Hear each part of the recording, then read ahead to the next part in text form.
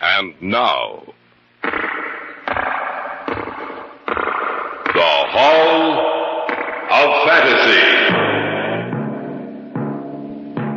Welcome to the Hall of Fantasy.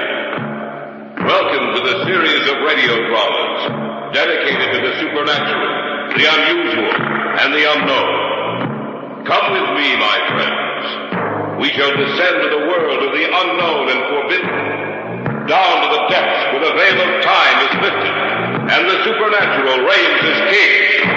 Come with me and listen to the tale of the Man in Black. The wind. Where did it come from? It is always there when he wants to speak to me. It is the sound of his voice. You're not serious about this man, are you? Take it as you will, my good sir. Put your own interpretation upon the words I have spoken.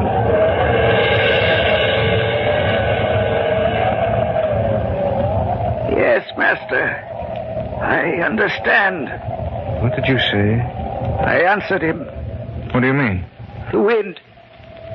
The mocking sound of the wind is his voice. He has seen. He has looked into your minds and seen you. But he sees only one woman.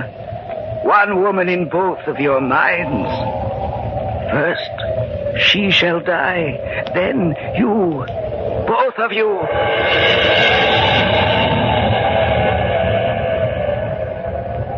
Yes, master. I hear and obey.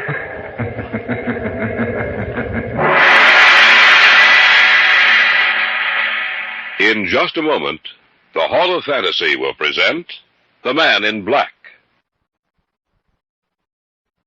And now for our story. An original tale of fantasy by Richard Thorne entitled The Man in Black.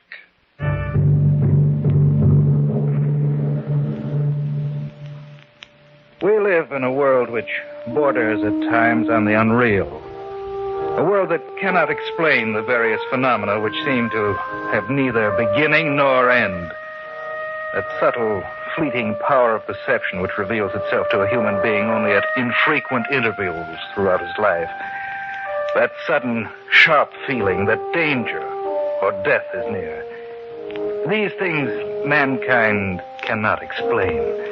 This sixth sense of warning never appears when we go about our everyday tasks, but only when we're faced with an insurmountable problem, imminent and deadly peril. Such is the tale of the Man in Black.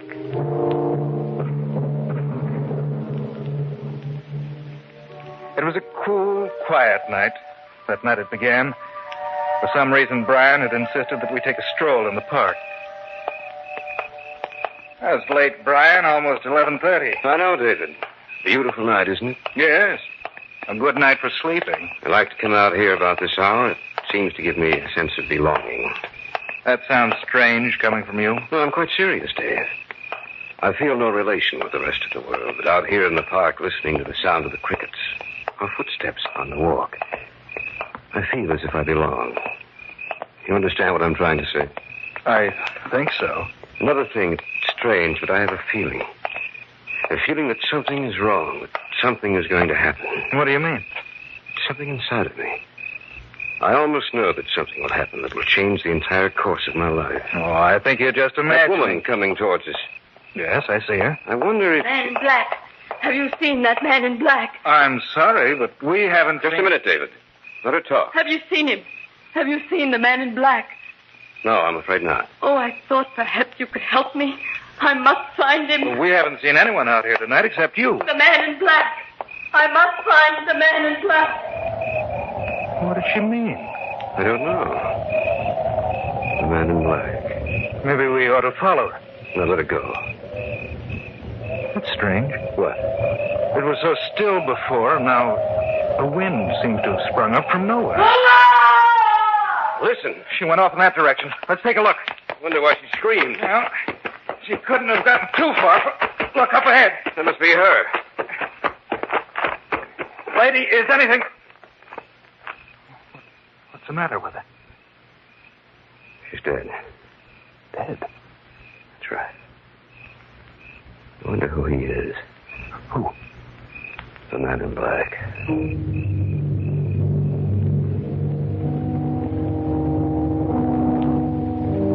We called the police and told them everything we knew. There were no marks on the woman's body, nothing to indicate the manner in which she died. The police were inclined to believe she died from natural causes. But Brian and I felt there was something behind her death that concerned the man in black. I didn't see Brian for almost 2 weeks. At the end of that time, I received a call from Carol Deming, Brian's bride-to-be. Hello? David, I hope I didn't disturb you. Oh, of course not, Carol. David, Brian wants you to come to dinner tonight. Any particular reason? I think so. What is it, do you know? No, I'm not sure. David, I'm frightened. Brian's been so strangely mysterious lately. He seems obsessed with only one idea. Something about a man in black.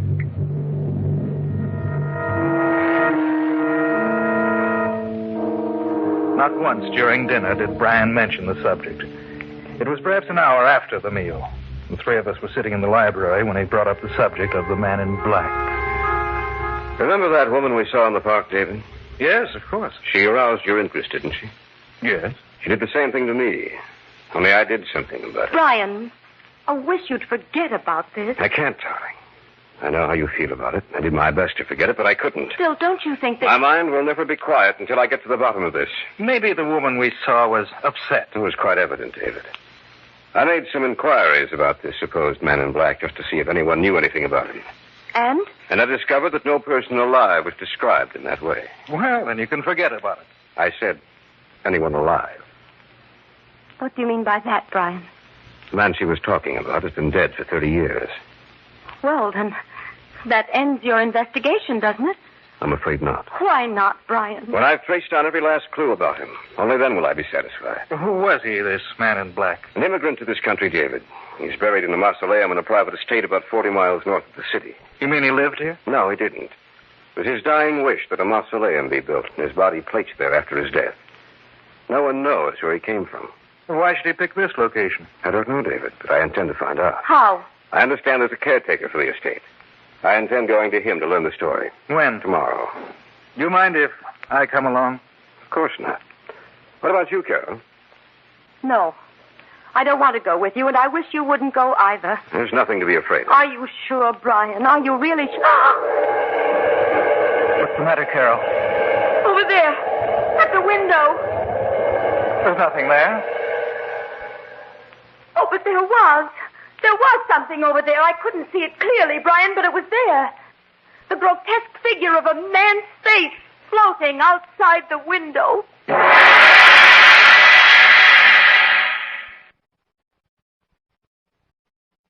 Back now to our story. An original tale of fantasy by Richard Thorne entitled The Man in Black. Neither Brian nor I saw anything outside the window, and we put it down to Carol's imagination. She asked us again not to go out there, but Brian insisted, and in the end won out. The following day, in the late afternoon, we started out to the estate. This is the road that leads into the estate. It seems so lonely out here. Yes, doesn't it? Almost as if this little area was set apart from everything else. Maybe it's the day. Gray over care. Well, that all adds to it, of course. Up ahead, is that it? Yes. Only that one building with that semicircle of trees behind it.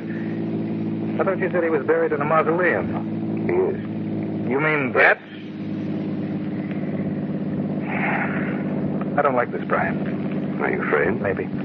Look, there's an old man standing in the doorway. Looks as if he were waiting for us. I wouldn't be surprised if he was. Well, let's go meet him. Maybe we ought to go back. Of course not. We've already come this far. We'd be crazy to turn back now. Good day, gentlemen. I've been expecting you. Please come to find out. No need to tell me. Just follow me, please. He said you would be here about this time. Who? I'll tell you later. So dark in here. Your eyes will become accustomed to it, the darkness. Just come with me. What do you think? I don't know.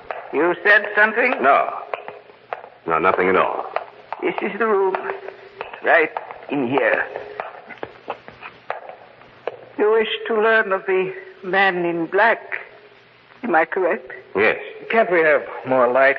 The candles burning in here don't throw off much light. I'm sorry, but that would be against his orders. Whose orders? He who walks by night? What can you tell us about this man in black? Quite a good deal. The man who lies in a stone coffin in the center of this room died some 30 years ago. Yet his body is as it was when he was alive. Perhaps you would like to look at him. No. I'm sorry. You ought to look upon him. After all, he has laid claim to you already. What do you mean? The woman you met some time ago. She was the first link in the chain. The last in her chain, but the first in yours. They who search for the man in black shall die, but not before they see the one they love most in this world die first. The wind. Where did it come from? It is always there when he wants to speak to me. It is the sound of his voice. You're not serious about this man, are you? Take it as you will, my good sir. Put your own interpretation upon the words I have spoken.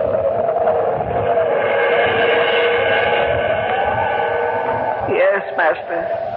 I understand. What did you say? I answered him. What do you mean? The wind. The mocking sound of the wind is his voice. He has seen. He has looked into your minds and seen you. But he sees only one woman. One woman in both of your minds. First, she shall die. Then you. Both of you. Yes, master. I hear and obey. That voice. Where's that voice coming from? From his coffin. Stop now. Yes. He has stopped laughing. Your meeting is over now. But you will see him again quite soon. Remember to look for the man in black.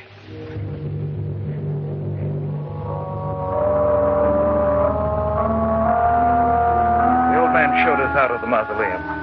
So cold and lifeless. So frightening to behold. We sat silent for some minutes as we drove back. But then Brian broke the unnatural quiet. I didn't know you felt that way about Carol. Oh, he was mistaken, Brian. You're not a very convincing liar, David. It's true, isn't it? Yes. I'm sorry. Forget it. All right. What do you think?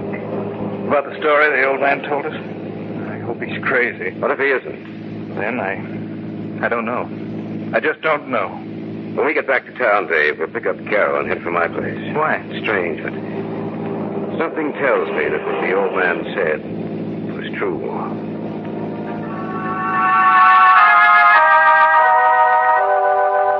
In the back of my mind, I also knew that what the old man had said was true. What bothered me was that we knew we were doomed to die, but not from which direction death would come, nor what form it would take.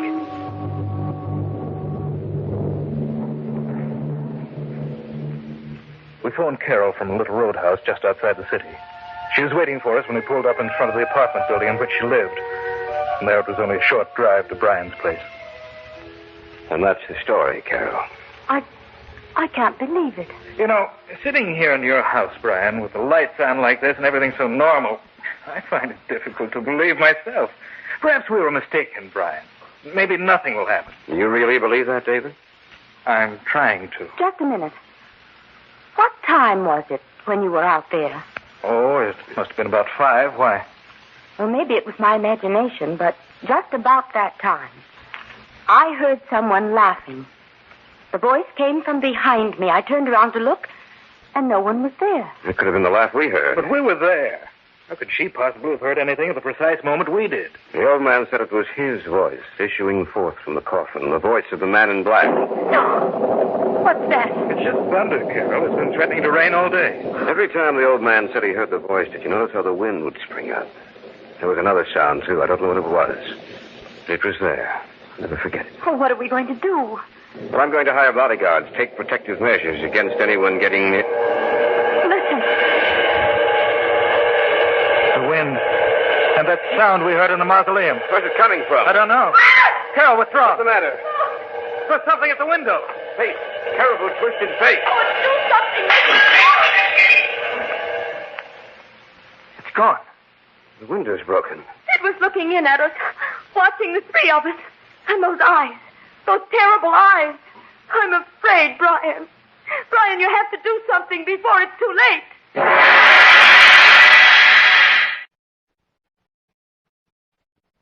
Back now to our story. An original tale of fantasy by Richard Thorne entitled The Man in Black.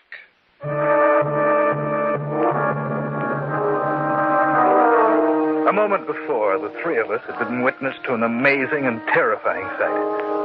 For outside the window, we had seen a face, distorted and twisted. The fire burning in its eyes bespoke death.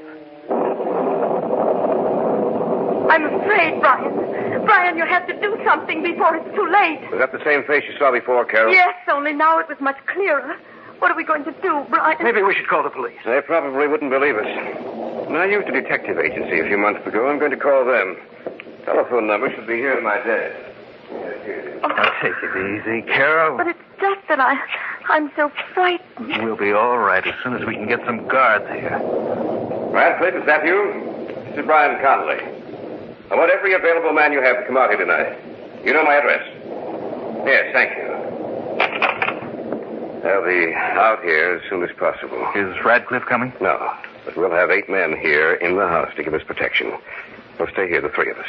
That way we'll have a better chance. Oh, if only you hadn't been so interested in what that woman had to say, Brian. But I was, and I'm sorry. That's over and done with, Carol. I'm as much to blame as he is. Oh, I suppose we all are.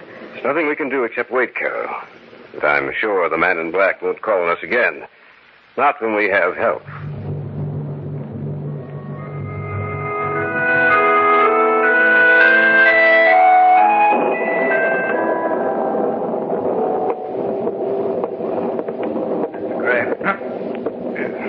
Yes. What do you want? I'm just checking up on things, sir. Have all the men been posted? Yes. It's rather dark out here in the hallway. You shouldn't be out here by yourself, sir. I'm just as safe here as I would be with the others. Probably. It's so dark, I can't see your face very well. It's just a face, sir. Nothing else. You seem very nervous. Do you believe the old man's story? I'd prefer not to, but... It is rather frightening, isn't it? Yes. Well, I'll continue on my rounds. Good night, sir. Probably see you again before morning.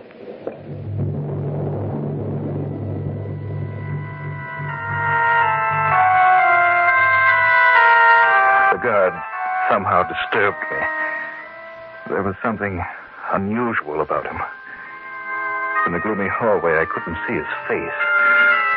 Of course, in the shadows, it was difficult to tell what color his clothes were.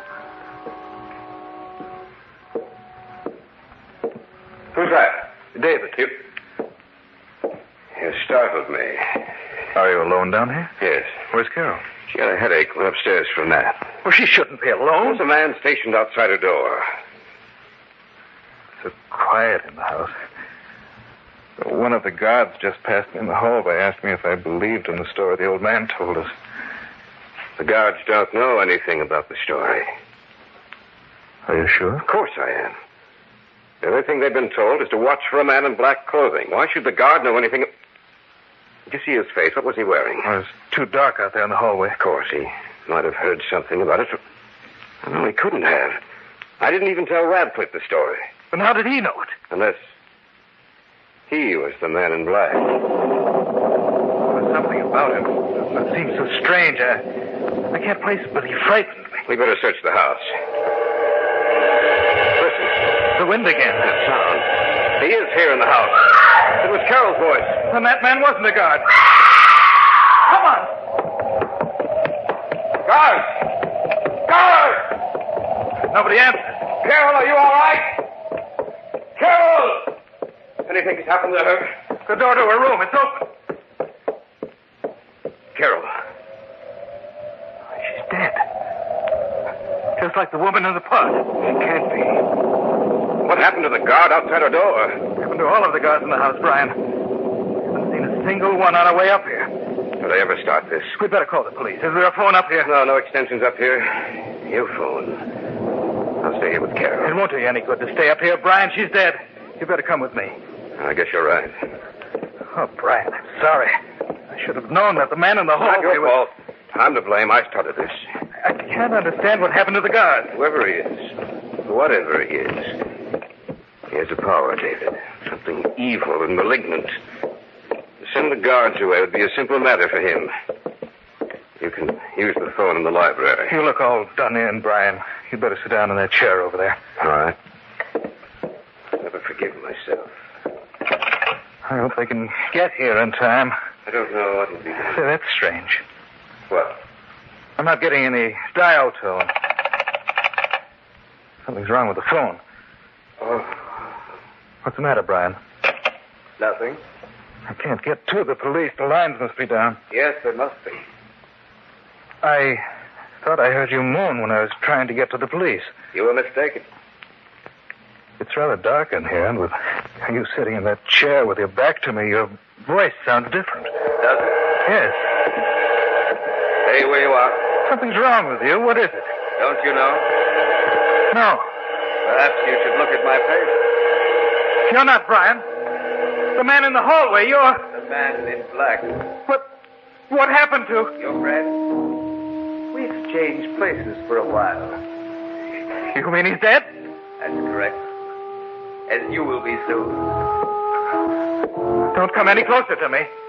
Are you afraid? Why don't you run? I can't move. Now, you see him. The man in black, face to face. And now, you die.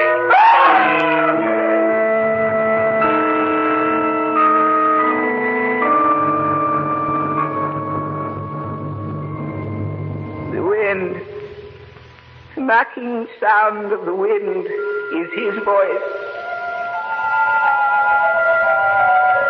The last link in the chain has been broken.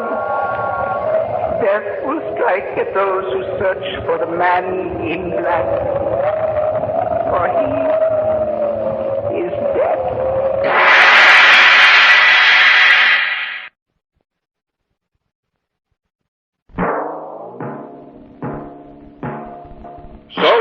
Tonight's tale of the unusual, the terrifying, the unknown. Join us again when next we journey down the corridors of the Hall of Fantasy to hear another strange tale of the supernatural. All characters and events portrayed in these programs are fictional, and any similarity to actual events or persons, living or dead, is purely coincidental.